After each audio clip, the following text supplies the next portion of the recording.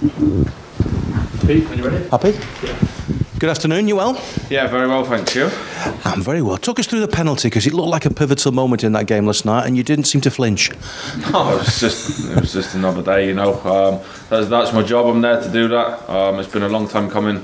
I think the last goal was a penalty again against Liverpool. So it's been a long time coming, and lucky enough it went in the back of the net. What goes through your mind when you're putting the ball on the spot at a time like that, because it was such a lot riding on that goal? Yeah, definitely. But the main thing is just to stay calm and do what I do in training, and just practice and put them in. Are you now the official penalty taker? Because I know Maxwell went down, and I know sometimes clubs have systems, whoever gets fouled takes the penalty. Are you designated man now? I'd like to think so, yeah, definitely. But it was one of them things. It was just a moment, picked up the ball and put it on the spot. Nobody argued with you? No, definitely not. And, well, they might have if I missed, but lucky enough it went in. Just take us through what that means for the players. I mean, for example, what was the mood like on the coach coming back? Yeah, positive, of course, because we've left it in our own hands. You know, we've getting that point last night, we're getting back out of that relegation zone, and we've got one final push at the weekend now. In terms of that picture down at the bottom, did you see what happened at Everton last night? Do you sort of take that on board as well? Yeah, of course, but I think you could have wrote them off anyway. Obviously, if we won, it might have been a bit different, and them losing, but it wasn't to be, and now it's out of obviously us and Leeds. So yeah, all riding on Sunday. So what happens between now and Sunday? What are you going to be doing? Stay calm. We'll go back. When I go back over the bridge now, we'll do the videos on Newcastle and get ready for that. Does it make it?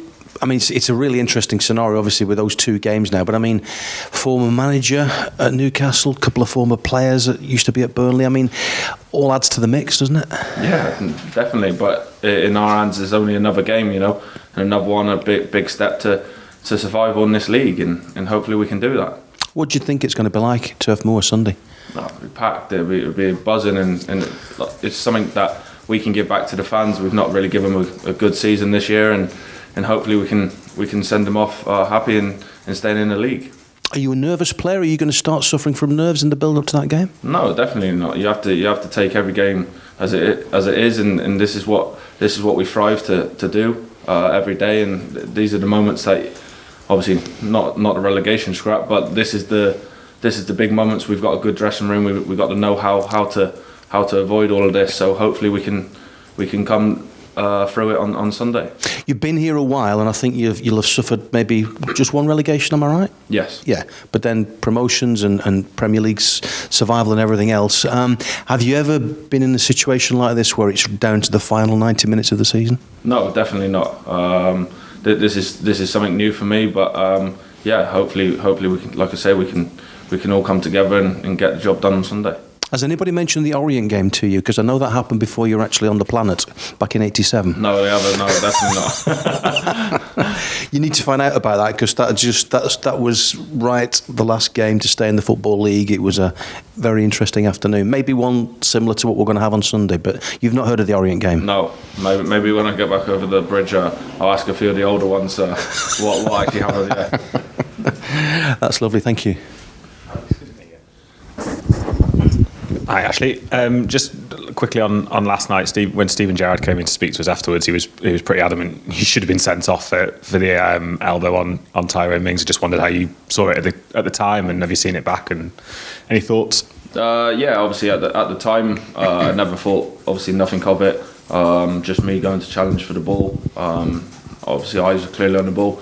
After seeing it back, maybe I've caught him, but there's no intention there to do anything. If you watch my eyes and stuff, my eyes are obviously on the ball, and unfortunately, yeah, I did catch him a little bit, but we played on, and yeah, there's no decision to be made on that. Did you feel a little bit hard done by perhaps you didn't get a penalty as well last night, given the one that was given against you at Spurs? It looked reasonably similar. Yeah, of course. Most. You know, the consistency of the VAR situation and the refs' decisions they've obviously they have to improve, because we're waiting 5 minutes at Spurs for a decision, and then the same at the weekend yesterday. Sorry, but something's exactly the same, but probably more clearer than mine. But because my arm was in a stretched position, then they give it. But it's just something that we need to, obviously, for them to clear up as well. But the decisions are obviously vital, and obviously, as you've seen from the throw-in as well, that led up to their goal, where he was on the pitch. When we seen that back this morning, that was a bit